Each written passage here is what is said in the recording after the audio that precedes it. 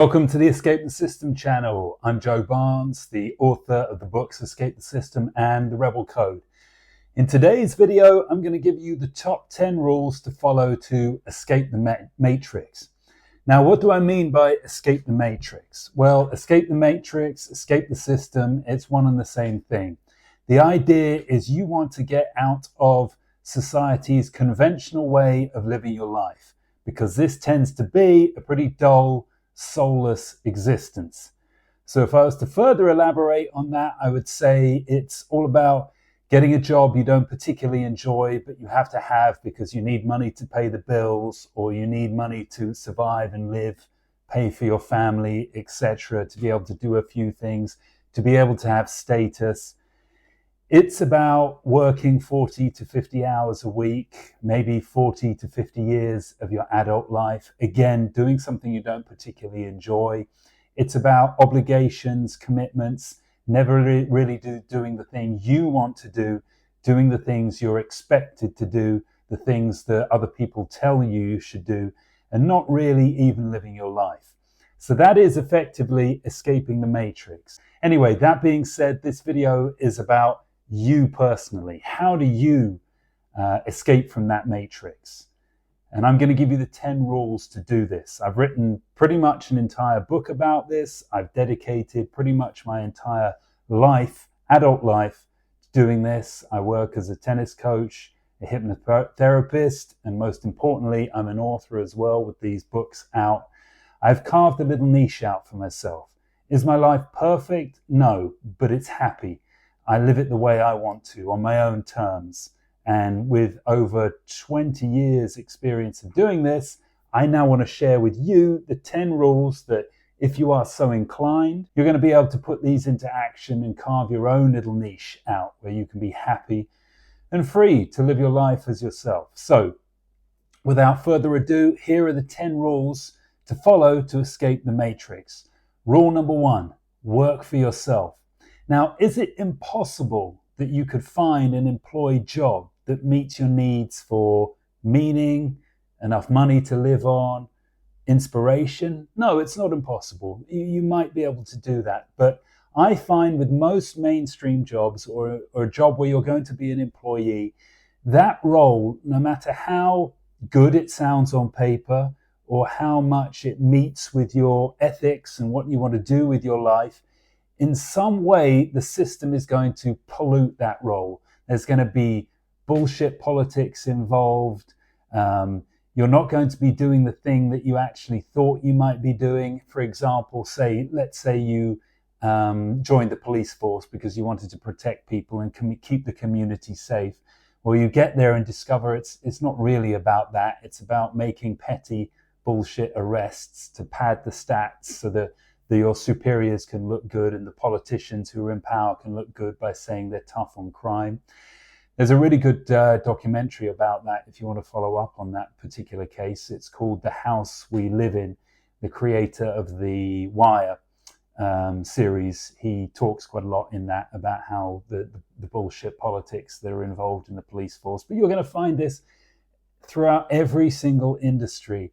You know, even being a doctor, something that you would think is the most ethical thing you could possibly do, that's been polluted as well. Big Pharma is going to be pressuring you to sell their latest drug, their latest dubious drug, to push it on your clients and patients, etc., etc. So it's rarely the case, no matter how inspiring a job may seem to be on the surface, that if it's employed, if it's through an organization or a corporation, it's very unlikely to meet your needs for working on your own terms, for independence, for being involved in a project you can believe in and something that inspires you. And that's why I say, if you want to escape the matrix, it's more than likely that you're going to have to work for yourself.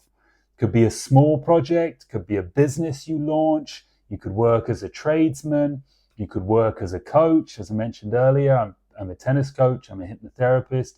Something where you are in control of your time, you're in control of the work you do, you're not getting ordered around by bosses who are no smarter than you, and have some bullshit agenda that they want you to follow, or there's petty office politics around. You need to find a way where you can earn enough money to support yourself and your family on your own, through yourself, off your own back, because this is probably the best way to keep the system out of your life. Seeing as you're going to have to be working for a third of your life, you may as well do it in a way you enjoy, in a way you can maybe set the hours. If you're not an early riser, then if you work for yourself, you don't have to start work at 8 a.m. or 9 a.m. If you like to work at weekends, again, there's no obstacle to doing that when you work for yourself. So I would highly advise you to do that. Rule number 2, don't break the law. Now, this may sound a little counterintuitive because I'm talking about escaping the matrix, and the law is partly how we're all chained to the matrix. But that's the whole point. You want the system, the matrix, to have as little hold over you as possible. You also want to be a good, ethical person. So there's that side of it as well, which should prevent you from breaking almost all laws anyway. But you could say, well, if you're a true rebel, you don't listen to the law. You live on your own terms. And to an extent, that's true. But my point here is that you don't want to go deeper into the pocket of the matrix. You don't want it to have the ultimate grasp over you, which is putting you in a prison cell, you not being able to move or have any freedom at all. And for that reason, you should avoid breaking the law. Don't think that being a criminal, a career criminal, or setting yourself up with some money-making scheme that breaks the law is ultimately going to pay off. Yeah, you might have some success. If you're super, super, super lucky, you may get away with it for decades, 2 decades, 3 decades. I don't know. Pablo Escobar, the most powerful drug lord probably in history, or one of them at least, got away with it for about 15 years or so and ultimately paid the price with his life. So you, as a smaller criminal, you're really going to get away with it for that long? And when the matrix has you in its grasp and puts you in one of its prison cells, that's when you're the most trapped of all. Number 3 on my list is save 10% of everything you earn. And this means before tax.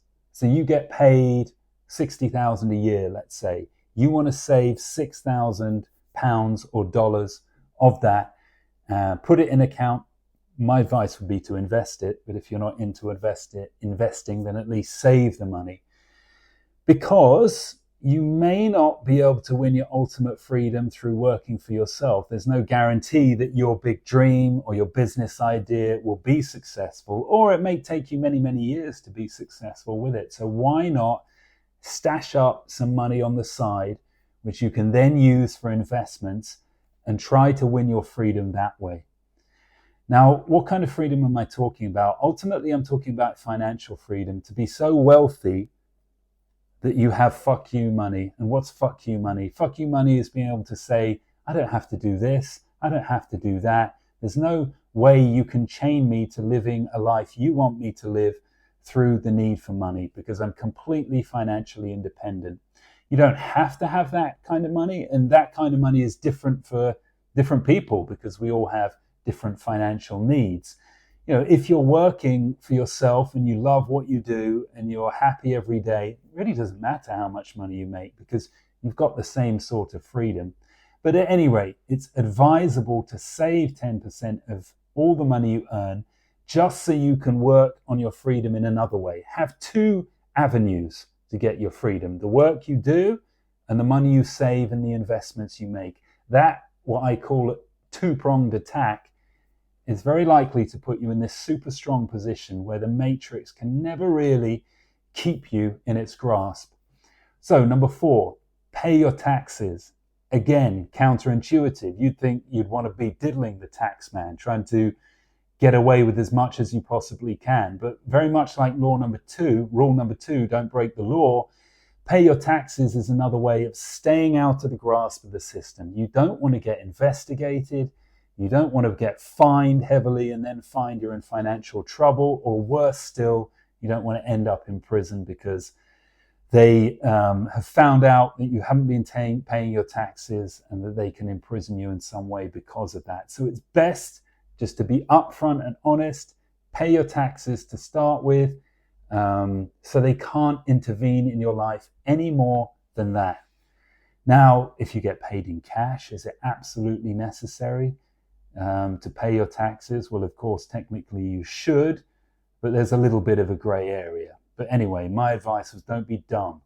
Don't put yourself in a position where the system can intervene in your life in any way. So pay your taxes. Number 5, disconnect from the mainstream media. This is all about your thoughts, your thinking, your consciousness. You don't want your consciousness to be trapped and locked into the matrix. And the number one way to do this is simply not read any newspapers, don't engage with any mainstream news channels, maybe limit the content you view online. Just simply be oblivious to it as much as possible. Now you may say, well, how can I do that? Because how am I going to have any conversations with anybody? People are going to think I'm a weirdo, that I know nothing about the world. Well, listen, I've been doing this for 20 years. No newspapers, no news channels. And I still, some way the news finds a way to filter itself into my life.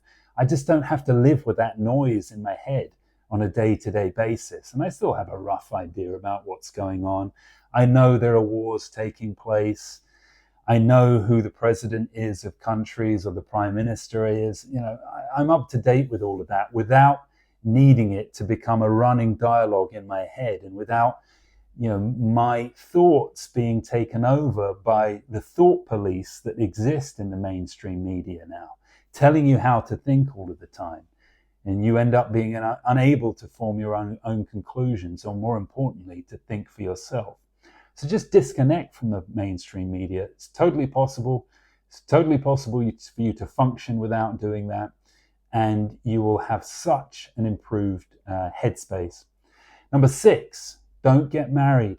Now, this might be very controversial for some. And in no way am I saying don't have a family, don't have loving relationships. Of course, that stuff is really, really important. But I'm saying don't get married because, again, you're just giving the system, the matrix, another opportunity to put its hand, to have its hands on you, to clasp you, to be within its grasp. When you sign a legally binding marriage agreement, a certificate, and essentially with the government, that's one other way they can interfere in your life, and you don't want that to happen. Now, you're going to have a very understanding spouse, because most people are programmed to think that marriage is the be-all and end-all in life. It's probably the number one goal a lot of people are aiming for. So you're going to have a lot of explaining to do about why this is important to you. And as I said, this is not a knock on love, on relationships, on family whatsoever. All of that stuff is important. And guess what? You can do all of that stuff without a legally binding certificate. So you're free to do it. You just have to try to explain to, hopefully, a very understanding partner, this is why you feel this way. And have your own marriage ceremony. It doesn't have to be officially connected with the government in any way. Come up with your own binding agreement between yourselves. Just don't let the government get involved. Number 7, live close to nature. Now, this is a sort of environmentally based one. And there's something I've found, that if you're on a street with neighbors all around you, terrace housing, cars driving up and down the road, you're in a busy town and there's constant noise, there's constant rush of people, it can just feel quite claustrophobic. It feels quite literally that you are living within the system and the matrix. As soon as I moved out of that, and I live in a development, so I've got neighbors all around me. You can probably see out the window a few blocks over there. But I've got woodland all around me. I've got trees. I can hear birds sing, and my quality of life immediately improved. Part of the matrix is the city, the town, the concrete jungle. So to get outside of that and reconnect with nature, it really improves your life. Number 8 is improve yourself. Part of the reason people can't escape from the system or the matrix is because they're not strong enough. They're not smart enough. They're not equipped with the knowledge of how to live a life independent of what the system can offer them. And if you can't do that, then you've got to submit to the system. You've got to take the jobs it offers you, because you can't come up with anything better to earn yourself money in a way that you don't have to rely entirely on the system for that money. So improve yourself means improve your health, improve your mental abilities, whether that's reading, learning new things, testing yourselves in different ways. And that's a big part of improving yourself, is testing yourself, coming out of your comfort zone, facing challenges, strengthening yourself so that you don't need to rely on the system. So number 8 is improve yourself. Number 9 is live within your means. Again, this is just another way that the system can involve itself in your life.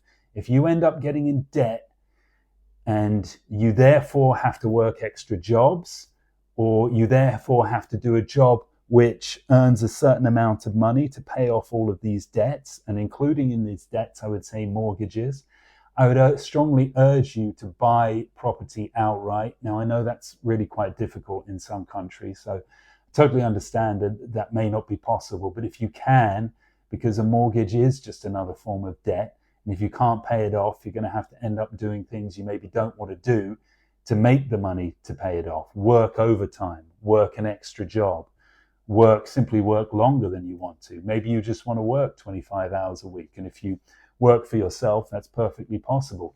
But if you live beyond your means and you get caught in debt, well, then there goes that idea up in smoke. You're not going to be able to do it. You're going to have to start making money in a way you don't want to pay off your debts. So live within your means. Obviously, you're going to save your 10% of your income before tax on everything you earn.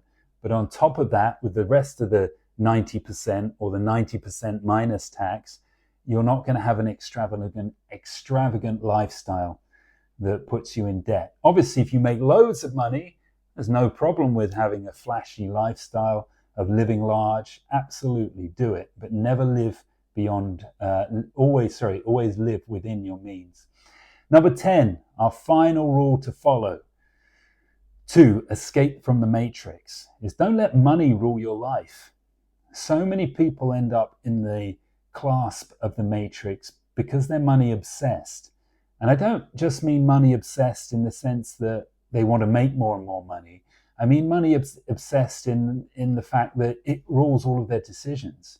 You know, they're worried about not having enough money, and therefore they choose a job that pays them more money, not one that necessarily is something that inspires them or something they enjoy doing. And that, in that sense, I'm saying money can end up making all your decisions for you if you get sucked into this system matrix way of thinking. So it's much better to follow this rule instead, to say, look, my conscience makes my decisions, what inspires me makes my decisions. And yeah, money is important. We can't get around it. But it's not the number one factor in making my decisions. I'm going to go with what my heart, my gut tells me to do. And if you do that, I guarantee you'll live a far happier life, because it will also reflect onto your relationships. You won't be saying that your job always comes first, or that you have to work overtime this weekend and you can't see your friends or your family because of the demands of that. And why is that happening? Because you're allowing money to rule your life. So with these 10 rules, you will be able to escape the matrix. No guarantees on how long it will take, but there's some pretty simple things to put into your life and to live by. Now, by escape the matrix, do I mean necessarily that you're living in the woods, you're completely off the grid? Not necessarily. I'm not. I live in a flat. As I said, I pay my taxes. I drive to towns and work within those towns. You interact with other people. But the matrix, the system, has a minimal impact on my life. It's not, I haven't completely rid it from my life, but maybe I'm 90% free from it. And for me, that's good enough to have a happy and fulfilled life. Now, if you like this video and you like this kind of content, then obviously my book, Escape the System, behind me is available on Amazon. I'll leave a link for you to get it. Also, if you don't want to pay, you rather get stuff for free, then I've got you covered with a free Escape the System course There'll be a link for that, which you can just follow. Click on my website, sign up to get it. If you enjoyed this video, please do subscribe, leave a comment below, keep watching, and I'll see you in the next video.